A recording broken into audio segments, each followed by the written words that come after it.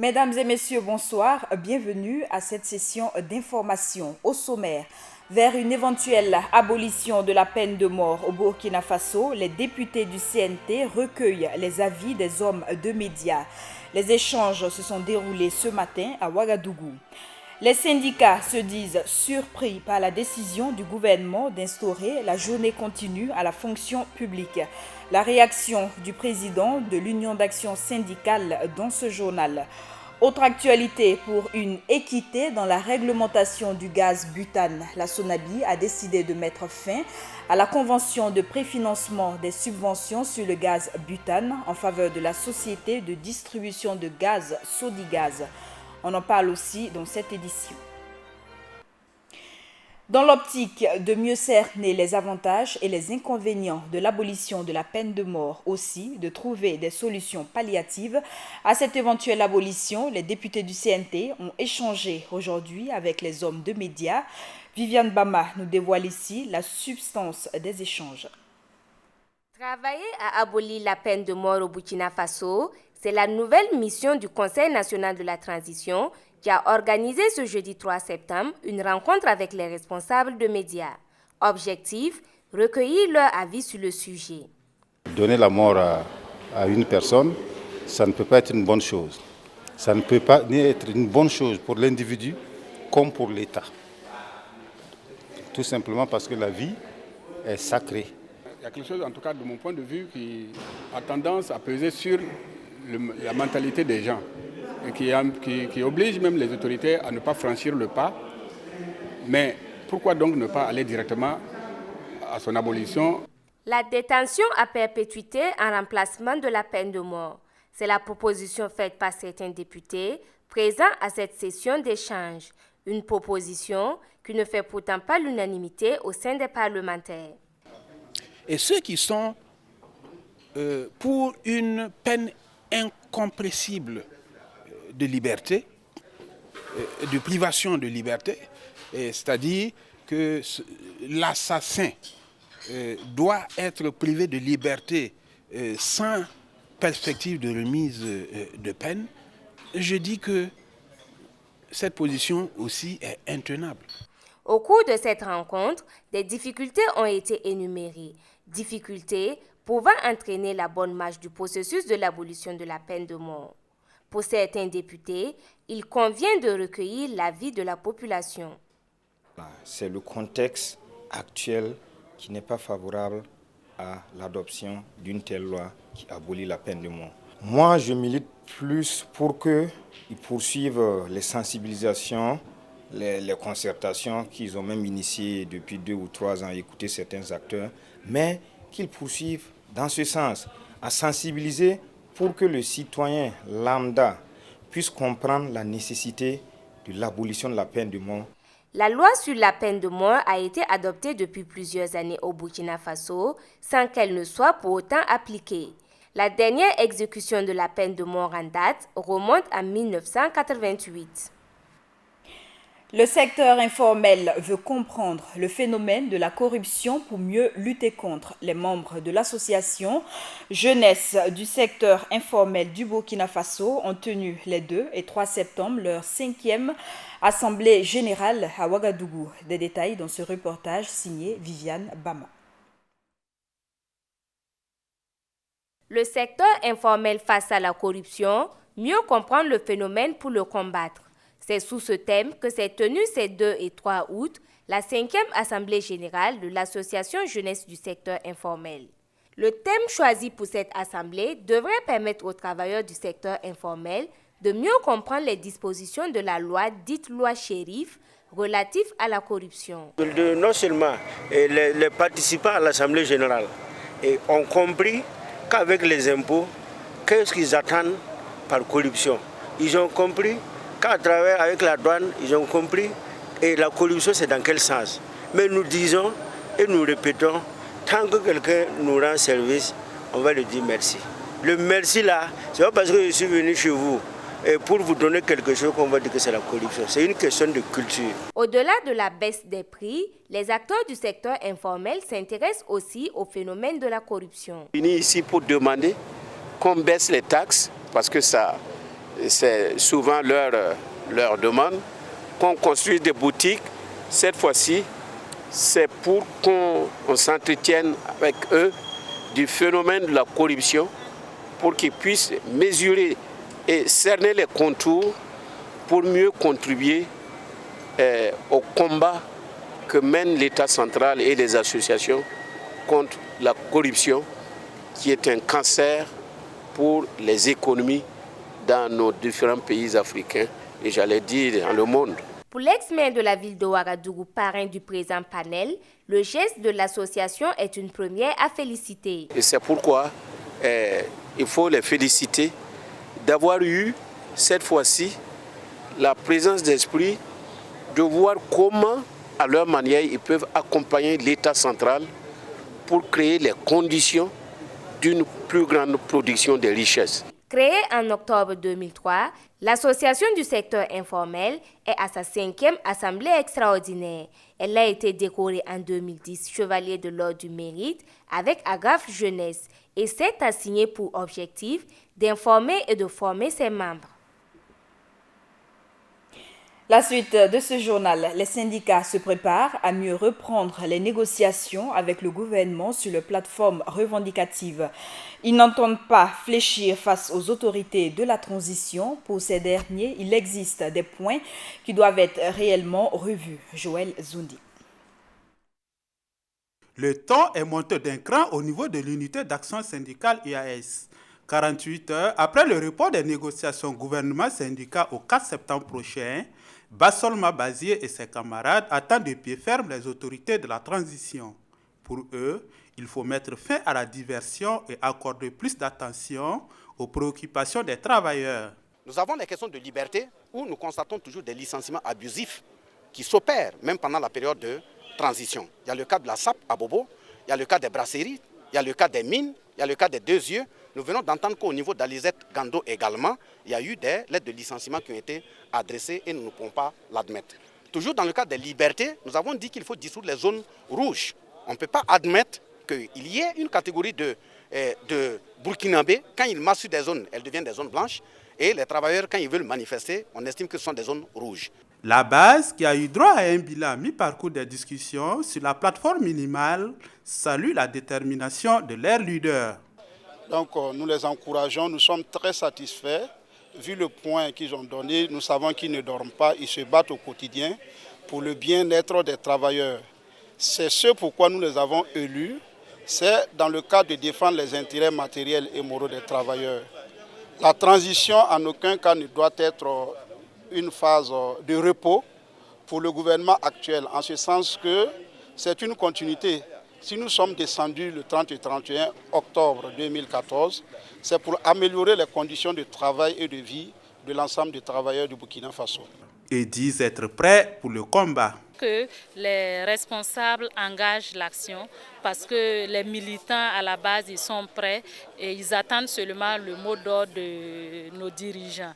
Donc une fois qu'on aura ce mot d'ordre-là, il nous reste maintenant à faire le travail de mobilisation pour effectivement amener tous les travailleurs à adhérer à la lutte parce que sans ça, le gouvernement ne va rien nous donner gratuitement. Il faut qu'on aille à la lutte et c'est par là qu'on peut arracher des victoires. Le Premier ministre Yacouba Isaac Zida lui rassure les partenaires sociaux de la disponibilité de son gouvernement au dialogue. Les réponses que nous allons apporter, ce sont des réponses réalistes auxquelles, en tout cas, les syndicats, eux, de leur côté, feront l'effort d'accepter afin que notre pays puisse avancer, en tout cas dans un climat apaisé, un climat serein qui nous permet de le construire en toute tranquillité. Au lendemain de la mise en place des organes de la transition, les mouvements syndicaux n'ont pas tardé à se faire entendre. Le Premier ministre Isaac Yacouba Zida était alors monté au créneau à travers un communiqué pour interpeller les syndicats à plus de responsabilités et affirmer que son gouvernement ne tolérerait pas les mouvements intempestifs de grève. Le gouvernement burkinabé veut mettre fin au conflit intercommunautaire. Le Conseil des ministres a adopté hier un décret portant création, composition, attribution et fonctionnement d'un observatoire national de prévention et de gestion des conflits communautaires au Burkina Faso. L'objectif visé est de mutualiser les efforts des différents acteurs et de susciter davantage une prise de conscience et une responsabilisation de la population en vue d'une meilleure prévention et gestion plus pacifique des conflits. À compter du 15 septembre 2015, le système de journée continue sera instauré à la fonction publique burkinabé. Les horaires vont de 7h à 15h30 avec 30 minutes de pause. L'adoption de ce décret est le fruit de réflexions menées au sein du ministère de la fonction publique. De son côté, l'Union d'action syndicale dit être surpris par cette décision. Viviane Bama. Reçu sur le plateau du journal télévisé de Burkina Info le 20 août 2015, le ministre en charge de la fonction publique annonçait que les concertations étaient toujours en cours pour l'instauration de la journée continue dans la fonction publique. Je voudrais signaler que nous avons mené des réflexions. Il y a une étude qui a été menée par notre département pour faire le point de la situation. Effectivement, il y a des difficultés qu'il ne faut pas nier. Mais nous sommes toujours au stade de la réflexion. Il y a un rapport qui va être produit en Conseil des ministres et nous allons réserver au gouvernement la primeur de ce rapport pour lui donner tous les éléments d'appréciation afin de décider. Mais c'est contre toute attente que l'Union d'action syndicale des travailleurs dit avoir appris la décision du Conseil des ministres annonçant le début effectif de la journée continue pour la date du 15 septembre prochain. Figurez-vous que le lundi 31 août, nous avons été conviés au ministère du Travail pour que le projet nous soit présenté. Et à la fin de la présentation, nous avons émis beaucoup d'inquiétudes relativement aux mesures d'accompagnement. Lundi, ça a été fait et nous avons proposé de répondre par écrit et de leur donner donc nos observations et suggestions pour aider à améliorer donc ce rapport-là. Et à notre grande surprise, le mercredi, avant même que nous ayons envoyé notre correspondance, on voit que le gouvernement prend déjà le décret. Cela veut dire que nous avons été juste interpellés pour dire que voilà, on vous a associé, mais en réalité, on n'a pas pris en compte nos préoccupations. Et cela, c'est comme ça depuis la mise en place du gouvernement de la transition. Même surpris par la décision, les syndicats ne joueront pas pour l'heure la carte du boycott. Ça a été pris. Nous, dans un premier temps, nous n'irons pas à dire aux travailleurs de ne pas respecter, mais certainement qu'après les concertations au sein du mouvement syndical et la réalité sur le terrain, ben, nous aurons quelque chose à dire. Nous allons vérifier, nous allons nous concerter. Et je me dis que cela, concerne l'ensemble des travailleurs. Et les travailleurs, certainement, mais diront leur appréciation en temps voulu. Pour le moment, nous n'avons pas encore, puisque pour nous, c'était un projet et il fallait donner les observations, les suggestions pour améliorer. On n'en a pas tenu compte, donc nous n'avons pas eu le temps d'informer l'ensemble des travailleurs de ce qui va être pris. Toutes les deux parties conçoivent que l'instauration de la journée continue sera bénéfique pour l'État et les travailleurs. Vivement donc le retour sur la table des discussions afin que chacun y trouve son compte. Les premiers concernés par cette mesure également se prononcent. Gaël Rodrigue a tendu son micro à certains fonctionnaires suivant leur réaction. Attendu par de nombreux travailleurs de la fonction publique, la journée continue sera bientôt une réalité au Burkina Faso. C'est ce qu'en a décidé le Conseil des ministres à sa séance du 2 septembre dernier à Fada. Je trouve que c'est une bonne chose. Ça nous permettra de gagner en temps. On va pouvoir s'occuper de nos différentes familles et se concentrer. Ça nous permettra aussi d'éviter les retards. Moi, je trouve que c'est une bonne idée, puisque ça nous permet, nous les travailleurs, de descendre une bonne fois. Ça économise non seulement le carburant, l'énergie, et ça permet après de faire tes propres courses. J'ai une appréciation positive là-dessus parce que c'est plus ou moins attendu depuis, compte tenu du fait que de plus en plus les distances sont très longues et que les gens n'arrivent pas à repartir chez eux. A priori, c'est une bonne chose. D'un point de vue des déplacements et de la consommation du carburant et aussi de l'utilisation de l'énergie, Je pense que ça va permettre d'amoindrir quelque peu les charges qu'on avait par le passé. Une mesure qui, de l'avis de certains fonctionnaires, ne respecte pas les dispositions des textes sur le travail posté, mais aussi ne réunit pas les dispositions requises. La journée telle qu'elle est initiée n'est pas trop conforme, parce qu'on parle de journée de travail posté, alors que le travail posté, le temps de repos est inclus dans la durée de travail. Donc dans la logique, ça doit finir à 15h et non 15h30. Voilà. Donc c'est un peu ça. Donc ce n'est pas conforme au test sur le travail posté. Donc, en principe, il devrait y avoir des commodités, notamment des restaurants dans les services. Voilà. Mais malheureusement, la plupart des services au niveau du Burkina, il n'y a pas de restaurants, de commodités, comme vous l'avez si bien dit, il n'y a pas. Donc ça cause également ça aussi, ça cause un problème. Selon moi, toutes les conditions ne sont pas réunies. Surtout, je peux dire que c'est à la veille de la rentrée, si on a déjà inscrit nos enfants par rapport à nos lieux de service. S'il faut rentrer à 15h30, revenir, tu vas déposer ton enfant à quelle heure? Bon, je me dis qu'il faut revoir ce côté aussi. La journée continue prendra effet à partir du 15 septembre prochain au bonheur de certains agents de l'État. L'actualité, c'est aussi le comité de la Confédération Générale des Travailleurs du Burkina CGTB, du ministère de la Promotion de la Femme et du Genre qui compte observer le 7 septembre prochain un sit-in au sein du ministère. Pour ce comité, leur plateforme revendicative porte sur des questions indemnitaires, la promotion du personnel interne du ministère, le fonctionnement des services déconcentrés, l'organisation du ministère. Selon les responsables, certains points ont obtenu satisfaction, mais des préoccupations importantes restent encore à l'État. Il s'agirait notamment de la promotion du personnel interne et du fonctionnement des services déconcentrés. Les autorités de la transition veulent valoriser le pain traditionnel durant les célébrations de la Journée internationale de la femme. Ils ont décidé hier en Conseil de ministres de la création de la célébration du 8 mars avec le Faso d'Anfani, une mesure diversement appréciée ici par les femmes. Et c'est ce reportage de Viviane Bama qui nous en dit plus. Depuis le temps qu'elles en revêtent, c'est désormais chose faite.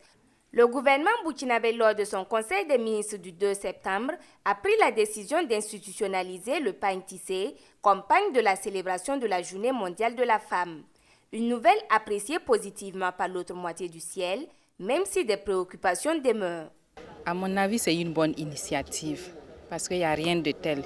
Et je regrette de faire référence au défunt président qui disait que produisons et consommons burkinabé. Parce que ce que nos femmes, nos valeureuses femmes font, il n'y a rien de tel. Et moi, je pense que franchement, c'est une bonne chose. Ce n'est pas à la portée de tout le monde. Si on peut essayer de diminuer un peu le prix, ça va nous arranger, quoi. Sinon, ce n'est pas qu'on n'aime pas le Faso d'Anfani. On aime le Faso d'Anfani, mais vu le prix, c'est un peu compliqué. Nous sommes contentes, mais il faudrait que les tisseuses s'appliquent. Parce que vu la quantité, si elles ne s'appliquent pas, les gens seront dessus. Du côté des femmes tisseuses, on se réjouit de la nouvelle tout en rassurant d'être au rendez-vous. En tout cas, les tisseuses ont affirmé qu'elles avaient la possibilité d'honorer en tout cas cette demande parce qu'elles sont organisées en association à travers toutes les régions. Elles ont dit que pour peu que l'ordre soit donné très tôt. Donc dès septembre, si nous commençons, nous disons qu'en tout cas, d'ici février-mars, nous allons pouvoir répondre à l'attente du gouvernement et pouvoir satisfaire vraiment tous les Burkinabés en Faso d'Anfani pour le 8 mars 2016. Mais pour cela, il faudrait d'abord surmonter une difficulté et pas des moindres, la disponibilité de la matière première, le fil. Et là aussi, c'est un appel qu'on lance aussi en même temps à la filature du Sahel qui nous livre le fil. Et dès lors que le gouvernement a décidé que le pain de 8 mars sera en Faso d'Anfani, qu'il nous disponibilise davantage la matière première, le fil, pour que nous puissions répondre et être vraiment au rendez-vous pour satisfaire ceux-là qui ont considéré notre activité. La décision d'institutionnaliser le pain tissé comme celle de la Journée mondiale de la femme permettrait à n'en point douter de valoriser le travail des tisseuses. Encore faut-il que la concurrence ou la contrefaçon ne viennent pas gangréner le marché du pain tissé. Les travailleurs de l'hôtel Azalaï au chômage suite au pillage de leur lieu de travail durant l'insurrection populaire appellent les autorités à se pencher sur leur situation. Ils disent vivre au jour le jour dans une misère absolue. Hassan Nakro a rencontré quelques-uns. Ils sont en pleine discussion. Eux, ce sont les ex-travailleurs de Azalaï Hôtel Indépendance. Victimes de l'insurrection populaire du 30 et 31 octobre 2014, ces agents au nombre de 137 sont en majorité livrés au chômage. Au jour d'aujourd'hui, je vous informe que nous traversons quand même des situations difficiles. Parce que, de un, beaucoup n'ont pas été intégrés. Voilà. Nous n'avons pas eu, en tout cas, un soutien énorme comme ça par rapport, en tout cas dans le cadre du travail. Voilà. Et beaucoup n'ont même pas encore payé la scolarité de l'année passée. Et nous sommes à l'orée encore de 2016, la rentrée 2016-2000. Voilà. Donc nous n'avons rien eu. Voilà. Et c'est vraiment, nous traversons une situation difficile. Là, c'est comme il a eu à souligner, nous avons des difficultés pour assurer les loyers, pour assurer la scolarité de nos enfants qui très bientôt, ça serait un problème pour nous. Pour pouvoir faire face à ces problèmes, à tout moment, il y a nos bailleurs aussi qui nous harcèlent. Donc, voici un peu, en gros, nos difficultés. Sans oublier aussi qu'il y a nos parents qui comptaient, qui étaient derrière nous. Et donc, il y a un ensemble qui souffre actuellement. Certains d'entre eux pointent du doigt l'État burkinabé d'être à l'origine de leur situation. Pour dire la vérité, c'est l'État burkinabé. Parce que la direction de l'hôtel Azalaï a reçu une réquisition émanant de l'État burkinabé, signée par le ministre à l'époque, Jérôme Bougma, ministre de l'administration territoriale et de la mission territoriale à l'époque. Voilà. Donc, c'est sur cet agissement que le problème est arrivé. Malgré l'aide du ministère de l'Action sociale, ces ex-travailleurs interpellent le gouvernement à voir leur situation, car la rentrée scolaire avance à grands pas et beaucoup d'enfants risquent d'abandonner leur école faute de moyens financiers. L'État burkinabé a finalement cédé à la pression de la Commission nationale de la concurrence et de la consommation en ce qui concerne la réglementation du gaz butane. La SONABI a décidé de mettre fin à la convention de préfinancement des subventions dues sur le gaz butane en faveur de la société de distribution de gaz Sodigaz. Hassan Nakro a voulu en savoir un peu plus. Fini la convention de préfinancement des subventions dues sur le gaz butane en faveur de la société de distribution de gaz Sodigaz par la Société nationale d'hydrocarbures SONABI. La nouvelle est tombée le 1er septembre 2015 par voie de communiqué de la SONABI. En fait, ce communiqué veut rendre compte à la population de ce qui se passe au niveau de la distribution du gaz. Vous savez que depuis 2001, il y avait une faveur qui avait été accordée à Esthétique Sodigaz, à savoir que la SONABI prenait en charge ses subventions, donnant le temps à l'État de verser la subvention à la Sodigaz qui vient nous reverser. Maintenant, les autres distributeurs ont trouvé que ce n'était pas normal. Ils ont déposé plainte. La plainte, en fait, était contre la Sodigaz, contre la SONABI et aussi contre l'État à travers le ministère de l'Économie et des Finances. La Commission nationale de la concurrence et de la consommation a accédé à leurs demandes et a instruit la SONABI de mettre fin à cette faveur qui était accordée à Sodigaz. Maintenant, nous voulons donc que la population soit informée de cette situation pour savoir à quoi s'en tenir, Environ 1 milliard de francs CFA étaient accordés à Sodigaz comme subvention de l'État. Une nouvelle qui va paralyser le fonctionnement de la société Sodigaz, à en croire le chargé de communication de la dite société. En l'absence de cette subvention, nous ne fonctionnons plus, simplement. nous ne fonctionnons plus parce que nous ne pouvons pas mobiliser ce qu'on nous demande financièrement. Nous avons dit, s'il y a la possibilité, même dès demain, nous pouvons trouver du gaz pour les consommateurs auprès d'autres sociétés, d'autres fournisseurs qui sont prêts à attendre le remboursement par l'État. La subvention, ce n'est pas à Sodigaz qu'elle est accordée, je le répète, c'est aux consommateurs burkinabés. La subvention, c'est l'État qui la paye. Ce n'est pas Sodigaz qui paye la subvention en temps normal. Et je le répète, s'il est une question de monopole, si nous prenons le secteur des mines, il y a des multinationales qui livrent en droiture des mines en commandant eux-mêmes leurs produits sur le marché international.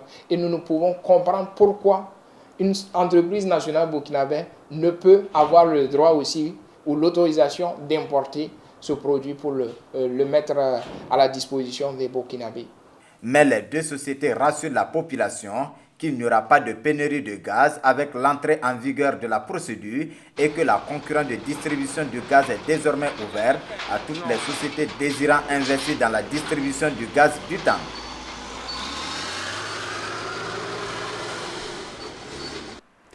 Parlons à présent enseignement supérieur et secondaire. Le ministre en charge de ce département, Michel Filiga, a rencontré aujourd'hui les différents responsables d'université pour résoudre le problème des retards constatés à l'issue de cette rencontre. Les échanges avec les journalistes ont aussi porté sur la question de l'instauration du système LMD contesté par les étudiants. Gaël Rodrigue, reportage.